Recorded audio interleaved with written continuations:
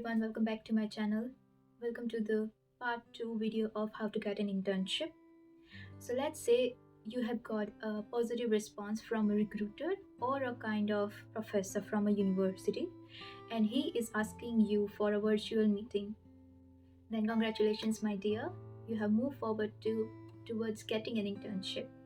Now in this step they will be um, thinking of getting know more about you rather than what you have written in your CV, to know more about what you have been educated by yourself and by the education, what are your experiences in the particular field and regarding the position that you have applied for.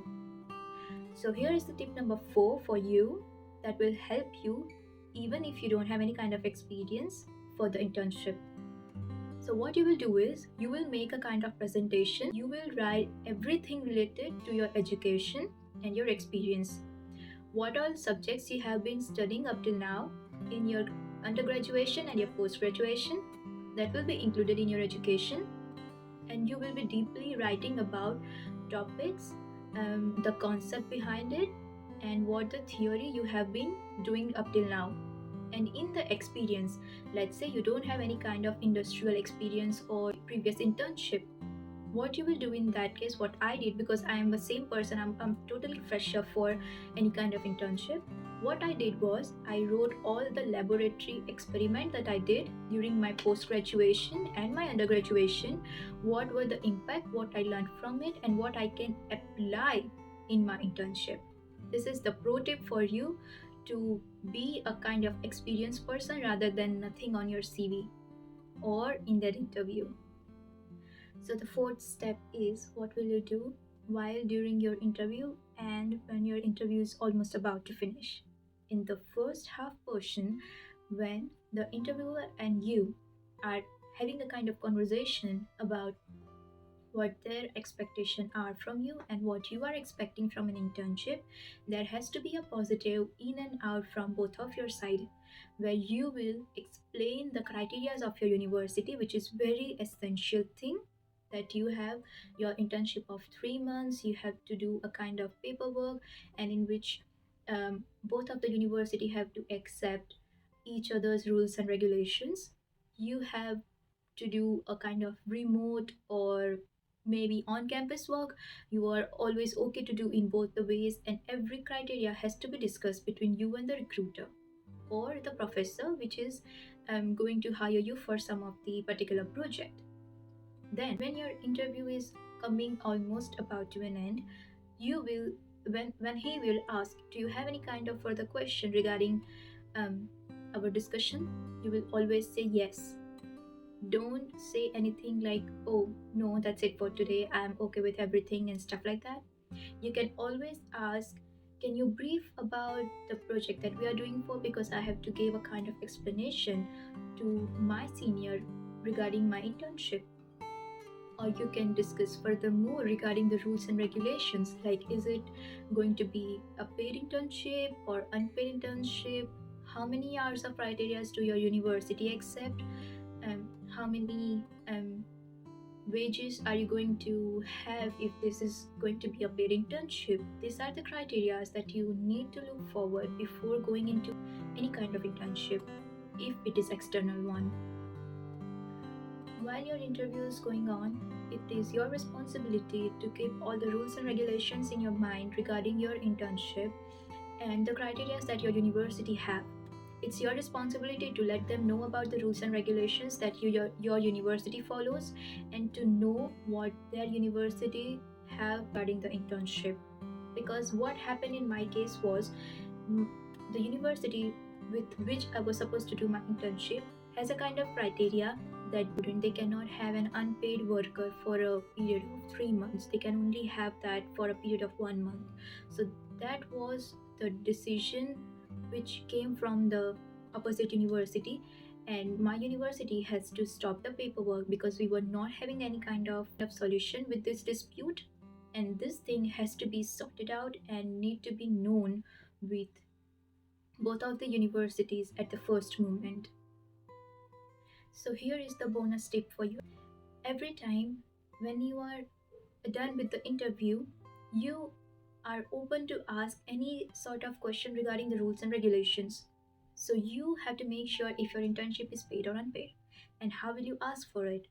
Mainly, recruiters will ask you if you are going for or looking for an internship which is paid or unpaid. But if they don't, then you have to politely ask them.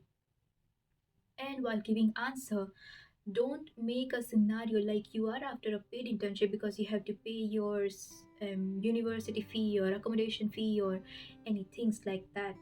You will always focus on a kind of way of telling them that you are looking for just an experience that will enhance your career for the future betterment of yours. And if the rules and regulations matches and if both the university agrees, then I'm open to either of them. But I just want this internship to work for me and throughout the paperwork. So these were the four main steps to get an internship on board for your upcoming semester. Talking about my experience, then I was having a couple of people who demotivated me by saying that there is no way of getting an external internship because there ain't any. But some people motivated me to just search for it, try to give interviews. What happens if you get one? If you fail, then you will have an experience. But what if you get one? But instead of getting one, I got 5 internship from different reputed universities in the United Kingdom. But somehow the paperwork didn't went very well because of some of the criteria of the opposite university that my university has to accept it, and some criteria from my university that other university has to accept.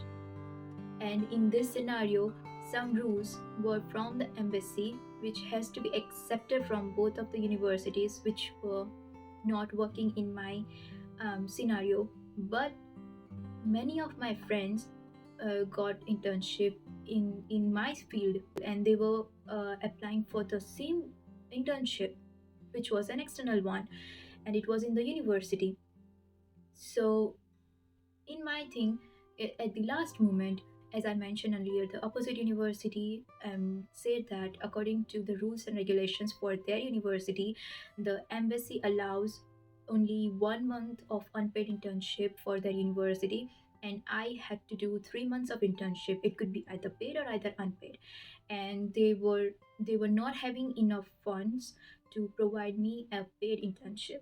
So there are many criteria that has to be undertaken by the universities before getting you on board for the internship. So you need to have a plenty of time for the paperwork to work upon it, because there are going to be many things popping up in between the paperwork which you have to deal with, which has to be resolved, or there are going to be some visa checking again for confirming that you are from a particular university and you are a student of particular university, pursuing some course at particular university.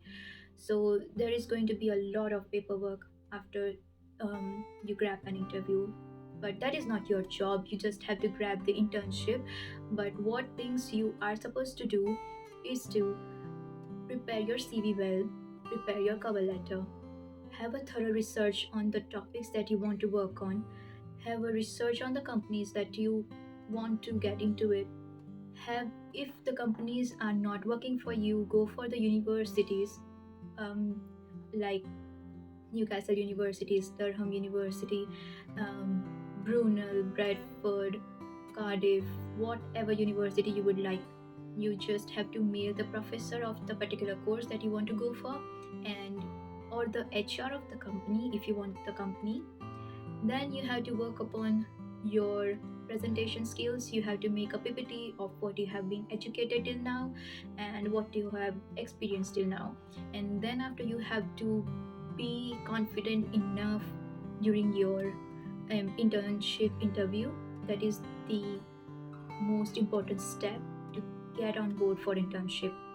If you are confident enough, if you have a confidence that you can come up with any kind of solution in any kind of situation, that positive attitude you need to have for getting um, a green signal from an internship interview. After having a confirmation, you are ready to go with the paperwork. And then all the hectic thing is for your university, not for you. So all the best for your internship, and do let me know if you have got any kind of questions, and I hope all this information will help you to grab your internship soon. So that's it for this video, and I'll see you in the next video. Till then, see you.